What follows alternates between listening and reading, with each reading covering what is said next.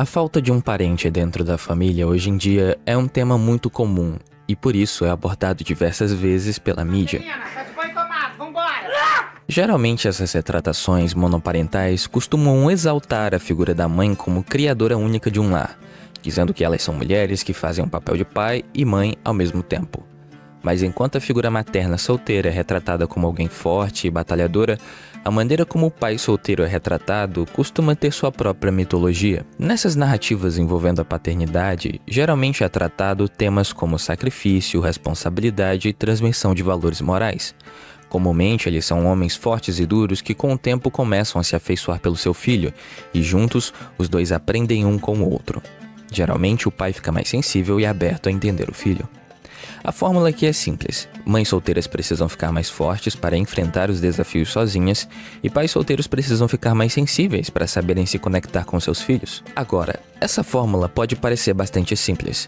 E principalmente quando você vê ela diversas vezes em filmes, séries e livros. Acontece que existe um tipo de mídia que muda essa interação completamente. Essa mídia é os videogames. Jogos costumam abordar uma variedade de temas muito mais complexos do que a mídia tradicional.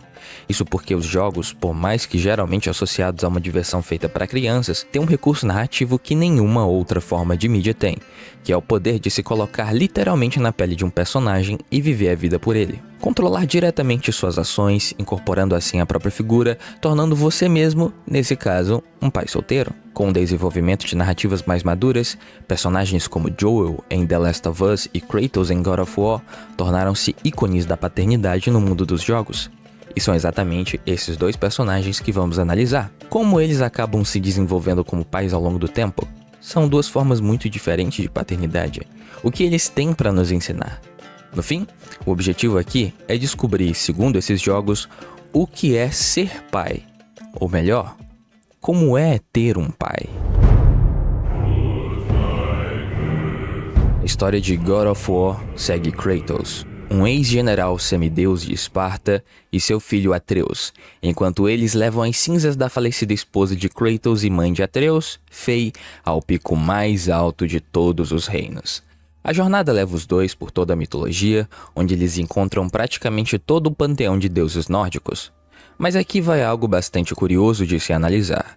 Kratos não é uma boa pessoa. Se você jogou a primeira trilogia de jogos de God of War, você consegue notar que Kratos costumava matar pessoas a troco de absolutamente nada. Existem diversas cenas no terceiro jogo da primeira trilogia que mostra isso, como ele matando um civil inocente a troco de nada e usando uma escrava do deus Poseidon para segurar uma porta. A porta é muito pesada e acaba esmagando ela. Quer dizer, Kratos não era uma boa pessoa, ele matava inocentes e só se preocupava com vingança, um recurso narrativo que só servia para mostrar que o personagem era descolado. Mas hoje em dia, jogos com esses tipos de personagens não seriam facilmente aceitos ou aprovados pela indústria. Mas enfim, como transformar de um jogo para o outro um personagem sem mexer em sua essência? Ele é mau? Ele é violento? O que poderia mudar um personagem tão brutal e descolado quanto ele? I think as a writer, the most interesting challenge is to take a character that you have made intentionally an anti-hero and actually turn them around. A resposta é filhos. Vocês já ouviram falar a respeito daquela história onde uma pessoa é considerada a ovelha negra da família, mas quando vira pai parece que muda como pessoa e se torna alguém finalmente responsável? Foi mais ou menos essa ideia de God of War de 2018. Agora, Kratos é pai e tem a responsabilidade de controlar a sua fúria, a sua raiva e finalmente ter a sua redenção com sua família. Ser alguém responsável e não apenas um semideus com sede de vingança. Muitas pessoas poderiam criticar o jogo e dizer que ele acabou enfraquecendo a personalidade do personagem, mas acontece que o jogo foi muito bem recebido, e isso se deve muito graças ao diretor Cory Barlog, que na época que estava sendo desenvolvido o jogo, ele tinha acabado de passar pela experiência de ser pai. What do I want to say with this story?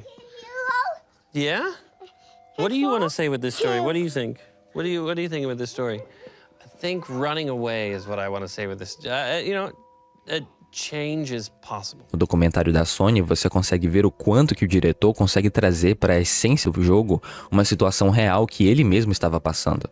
Quer dizer, não só ele, mas praticamente toda a equipe que tinha família. A lot of this performance, for me, is a love letter to my kids It's an apology.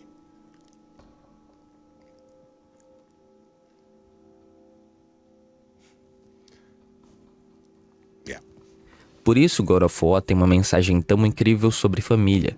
Praticamente toda a equipe na produção desse jogo estavam envolvidos com o tema da trama familiar. Existia a essência de verdadeiros pais de família na criação desse título.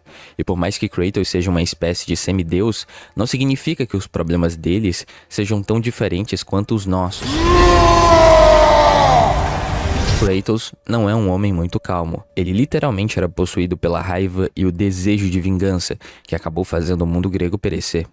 Por conta desse descontrole emocional que o Kratos tinha, na mitologia nórdica, ele começa a controlar melhor as suas emoções. Mas eu não diria exatamente que controlar as emoções está mais para suprimir elas, já que ele também não permite expressar emoções que derivam do amor e da gentileza, como na cena em que ele quase toca nas costas do filho. Além de negligenciar as próprias emoções, Kratos fica o tempo inteiro escondendo o seu passado de seu filho, de quem ele foi. Porque ele acredita que isso é muito vergonhoso, como nessa cena onde ele literalmente esconde as cicatrizes que ele tem nos braços. Achei um pouco.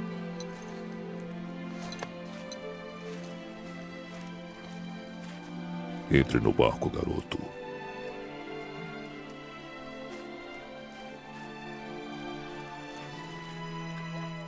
Ele tem um jeito bastante único para lidar com a dor da perda. Kratos, sem nem ao menos esperar o corpo da sua falecida esposa terminar de queimar, pede para seu filho caçar. Isso não é necessariamente porque o Kratos não se importa com a morte da sua esposa, muito pelo contrário. A primeira cena do jogo é ele abraçando uma árvore com a marca da mão da sua esposa, demonstrando a falta que ela faz em sua vida. Essa ação de fazer o filho ir caçar, na verdade, é uma jogada inteligente para ocupar a cabeça com outra coisa e não pensar no luto. Isso é bastante inteligente para um general como Kratos. Foi assim que ele aprendeu a lidar com a maioria das suas emoções negativas em guerra, ignorando elas com um objetivo novo em mente. Isso é utilizado por muitas pessoas na vida real, inclusive quando elas têm ansiedade ou depressão e tentam apenas ignorar essa dor com o celular ou algum tipo de atividade física. Pode funcionar, mas não é exatamente a melhor opção quando se trata de lidar com emoções. Mas Kratos não sabe disso, porque foi assim que ele foi criado. Na verdade, temos que lembrar que Kratos é um espartano, e a criação de um espartano não é tão fácil quando se possa pensar. Dentro do jogo, ao menos, a ideia é que Kratos foi simplesmente jogado no mundo e deixado para aprender a sobreviver sozinho. Assim ele acabou se tornando um grande general espartano, e sem uma figura paterna como exemplo em sua vida, é de se esperar que ele não sabe ser um pai. O que está fazendo? Agora ficou alerta! Só atire! Só atire quando eu disser para atirar. Desculpa. Sem desculpas. Só melhore. Atrás dele. E não, ele realmente não sabe. Mas aí que está o grande diferencial. Ele tenta. Nessa cena, por exemplo, ele sabe que gritar com o garoto não é a melhor opção. Então ele se corrige, respira fundo e fala mais baixo. Isso mostra que Kratos não é o pai perfeito, mas ele está tentando. Mas nós só reconhecemos os esforços porque estamos em sua pele. Se víssemos Kratos sobre a perspectiva de outros personagens, provavelmente só iríamos achá-lo alguém desequilibrado ou emocionalmente recluso. Na vida real costuma ser assim também, porque julgamos as pessoas pelas ações delas e quase nunca tentamos entender o que a pessoa passou para ser daquela forma. Kratos teve um passado tenebroso do qual ele tem vergonha e não quer falar a respeito, mas em determinado momento da obra ele precisa salvar seu filho, e para isso ele tem que voltar a usar a arma que fez a sua vida virar literalmente um inferno, as Lâminas do Caos. Essas lâminas foram dadas a ele por Ares, o deus da guerra da mitologia grega. Mas era uma armadilha. Essas lâminas estavam enfeitiçadas e acabaram fazendo Kratos ficar louco e matar a sua família. Como punição por seus atos, as cinzas de sua mulher e filha ficaram impregnadas em sua carne.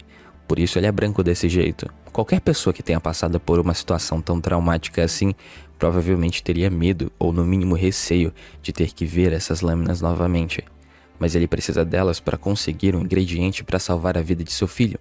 É poético porque ele precisa voltar para o seu passado obscuro para salvar a vida de alguém que ele realmente se importa. E quando ele finalmente pega as lâminas e encara ela pela primeira vez no jogo, fazendo os antigos fãs que acompanharam a sua jornada no passado explodir em nostalgia, Kratos não parece nem um pouco feliz. Aquele é o fardo do seu passado que, para sempre, ele terá que carregar.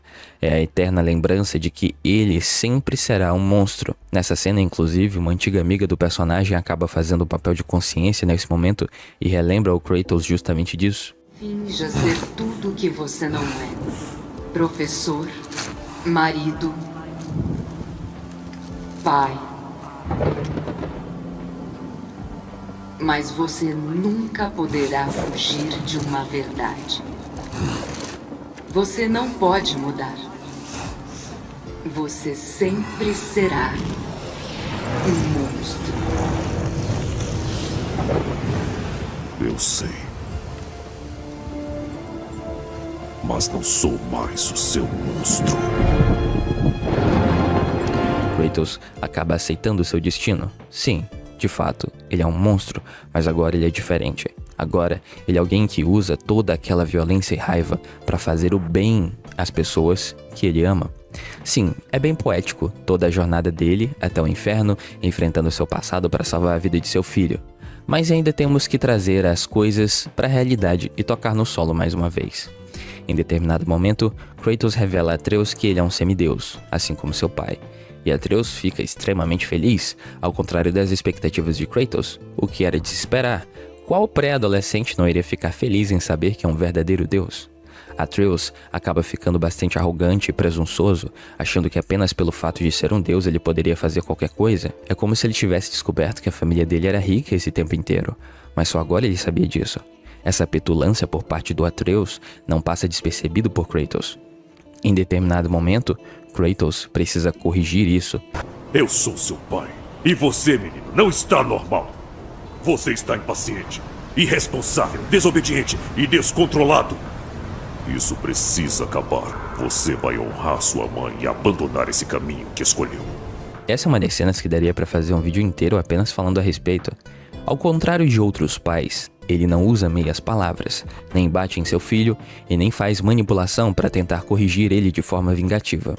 Aqui, ele demonstra ser um verdadeiro pai sensato, dizendo com firmeza, mas sem violência, exatamente o problema de Atreus, o que ele precisa corrigir e o que ele espera que seu filho faça. Por mais que possamos discordar que ser um general ao invés de um pai costuma ser uma má ideia por falta de conectividade com seu filho, às vezes, exercer essa abordagem mais dura e direta, sem manipulação aos jogos, é a forma mais indicada para lidar com comportamentos ruins.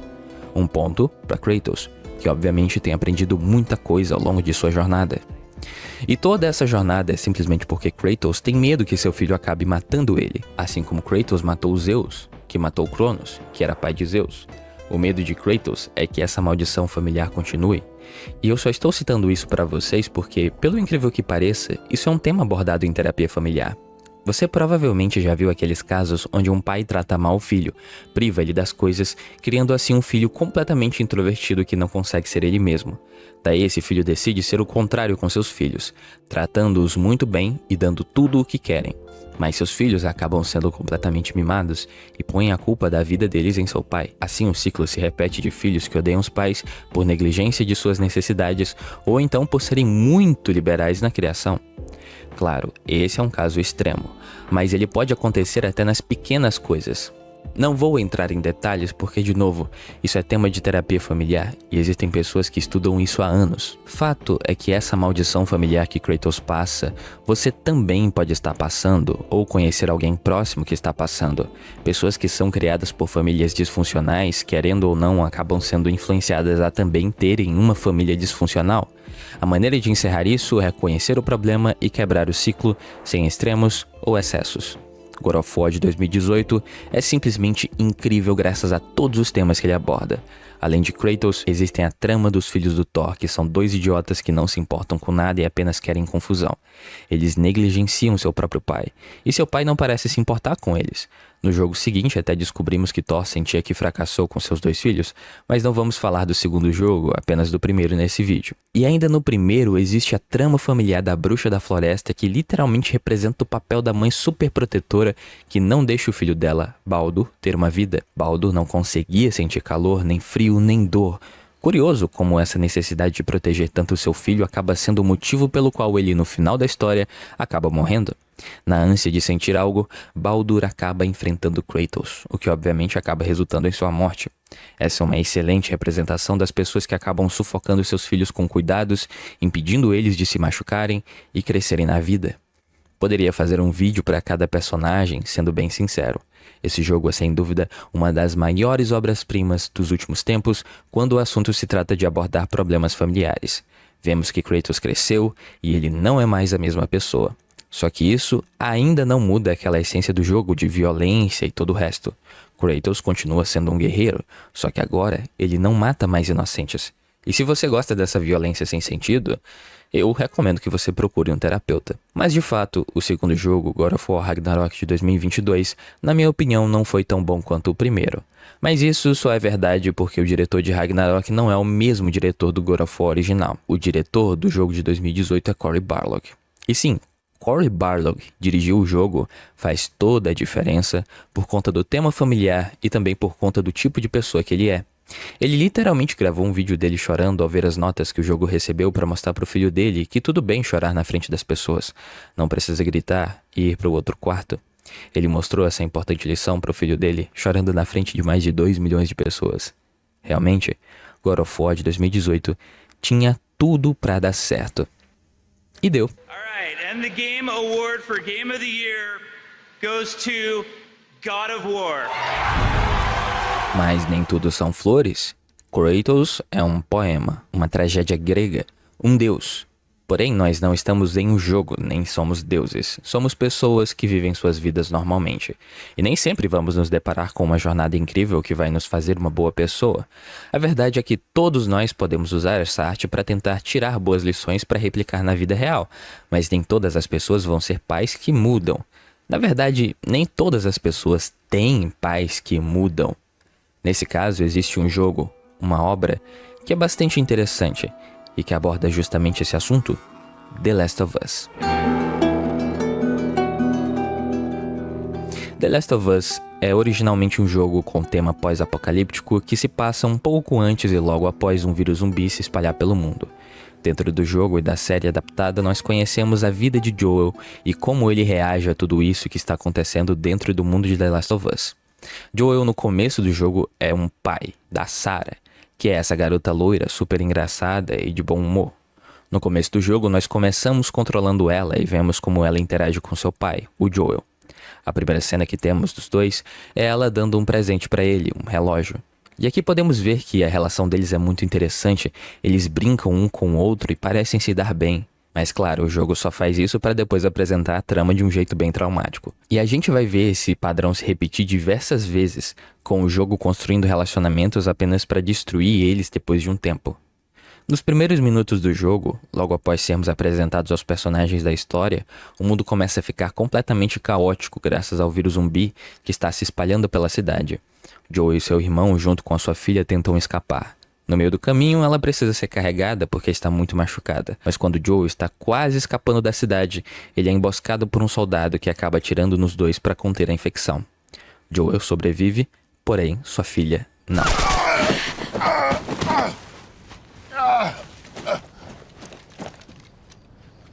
Por favor, não. Ah, não. Sarah? Ok. Mexe as mãos, querida. Eu sei, querida. Eu sei. Escuta, eu sei que isso dói. Você vai ficar bem. Fica comigo. Tá, eu vou pegar você. Eu sei, querida. Eu sei que dói. Vamos, querida, por favor. Eu sei, querida. Eu sei. Sarah. Querida. Não faz isso comigo, querida. Não faz isso comigo. Vamos. Não. Não. Não. Não. Não. Não. Por favor. Meu Deus. Joel tem a filha assassinada justamente no dia de seu aniversário.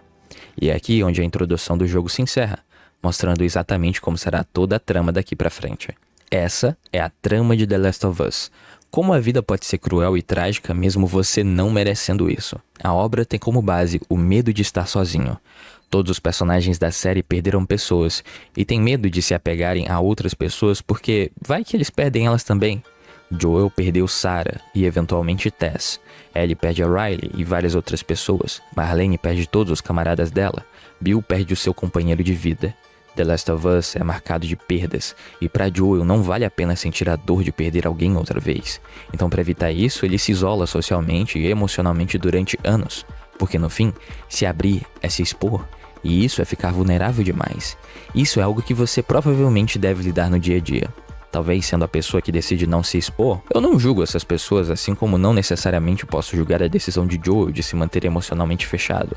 Quanto mais aberto você é, mais alguém pode acabar usando o que sabe sobre você para te machucar. É curioso, as pessoas que você mais ama são as que você mais machuca na sua vida, e vice-versa. Ninguém espera ser apunhalado nas costas por alguém que nem conhece. Uma decepção só acontece quando estamos esperando algo de alguém, quando a amamos, ou então no mínimo temos o mínimo de consideração por elas. A situação de Joel é tão crítica que até mesmo o relacionamento que ele tem com a Tess é fechado. Ele não sabe muito sobre ela, e duvido muito que ela saiba alguma coisa sobre ele.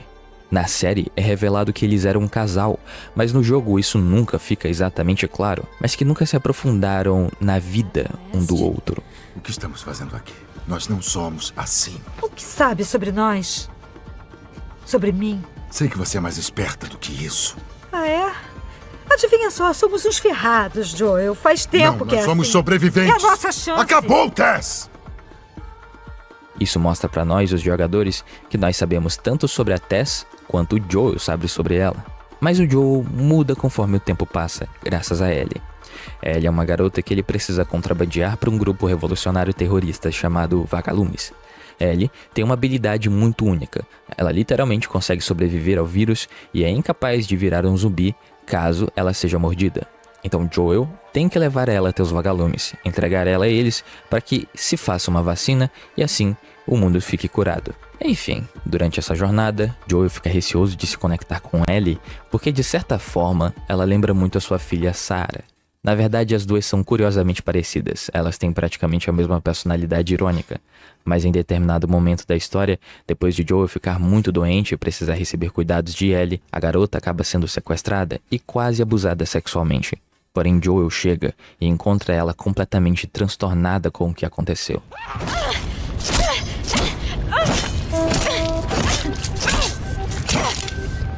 Ellie! Para! Não toque em mim! Não! Bem, sou eu. Olha. Sou eu. Ele tentou. Joel.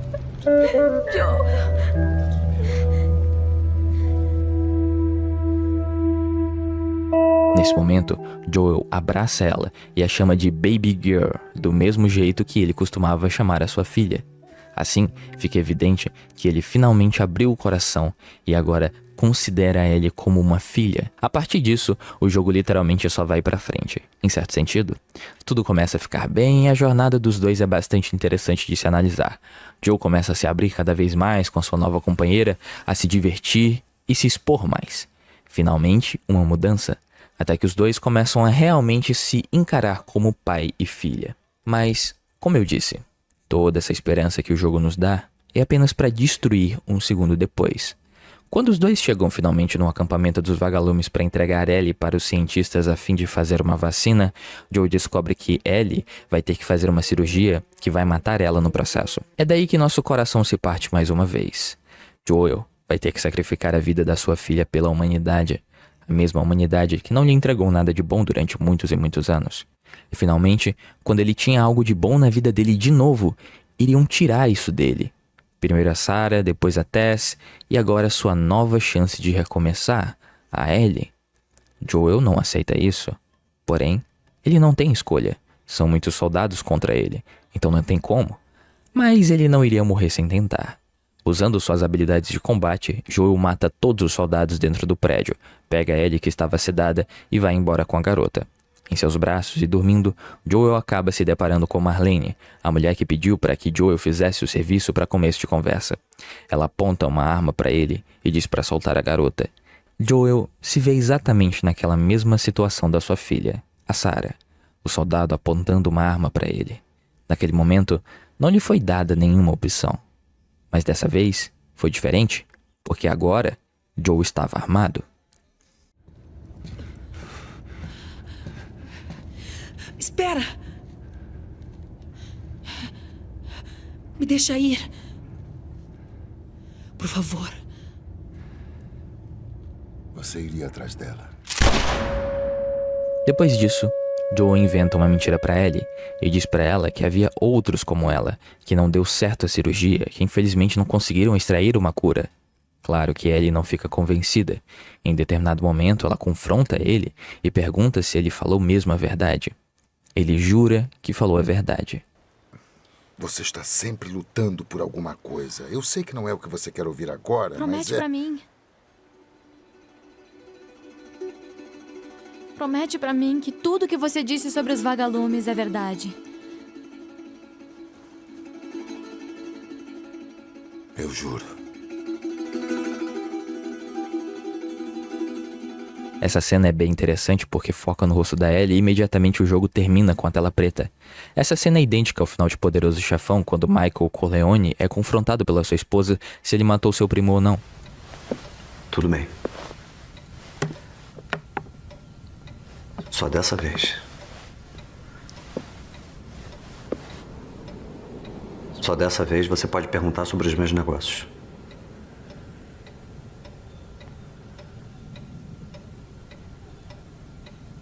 É verdade.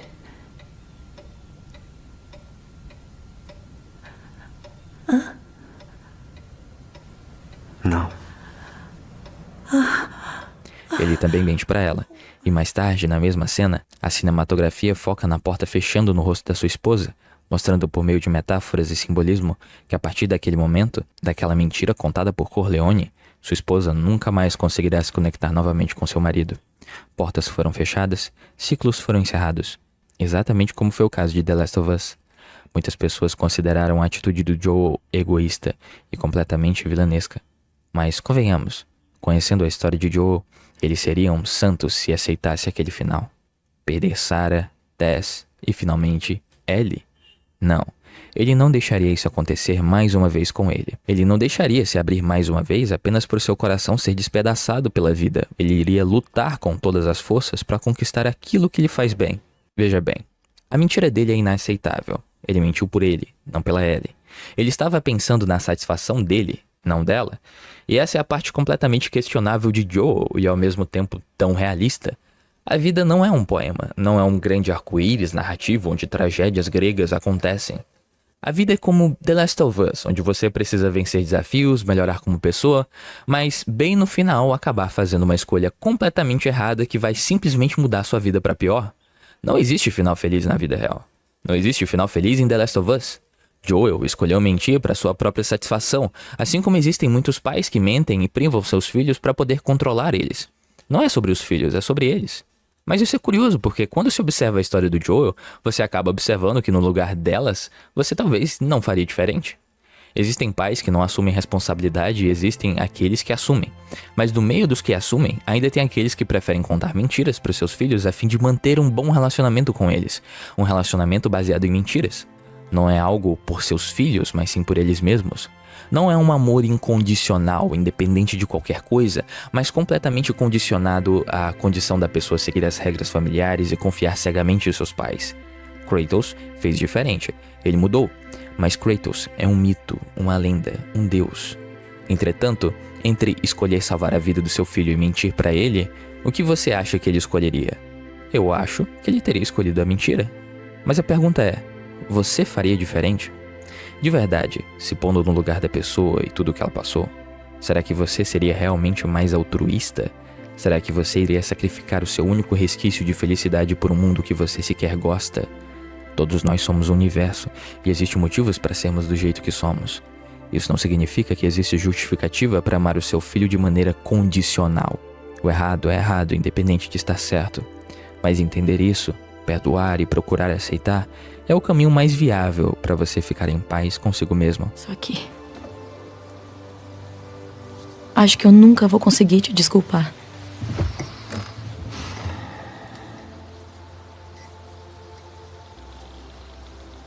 Mas tô disposta a tentar.